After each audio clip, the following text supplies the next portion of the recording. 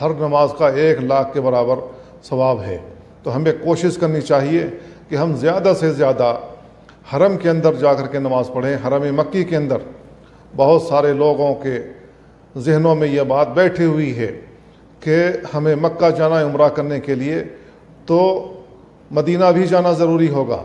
اگر مدینہ نہیں جائیں گے تو گویا کہ ان کا عمرہ پورا نہیں ہو رہا ہے، اس لیے وہ عمرہ ترک کر دیتے ہیں، یہ کہہ کر مدینہ کے لیے یہ نہیں جا رہا ہے۔ تو میرے بھائیوں، ہمیں غور کرنا چاہیے، سمجھنا چاہیے کہ مسجد حرام کی افضلیت ہے اور عمرہ صرف مکہ کے اندر ادا ہوتا ہے، مدینہ سے اس کا کوئی تعلق نہیں ہے۔ ہاں، اگر مدینہ جاتے ہیں زیارت مسجد نبوی کے لیے تو اس میں نماز پڑھنا افضل ہے، ہر نماز کا 1,000 ثواب ملے گا، لیکن مسجد نبوی کا تعلق مسجد حرام سے عمرے کے ناحیے سے دیکھا جائے تو کوئی تعلق نہیں ہے۔ عمرہ مستقل عبادت ہے جو مکہ میں انجام دیا جاتا ہے،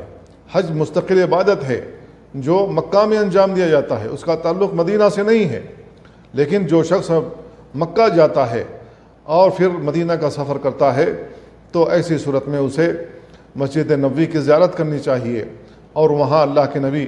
صلی اللہ علیہ وسلم کی اس مسجد میں نماز پڑھنا چاہیے، تو اس کو 1,000 نماز کا ثواب ملے گا دیگر مساجد میں نماز پڑھنے کی بنسبت۔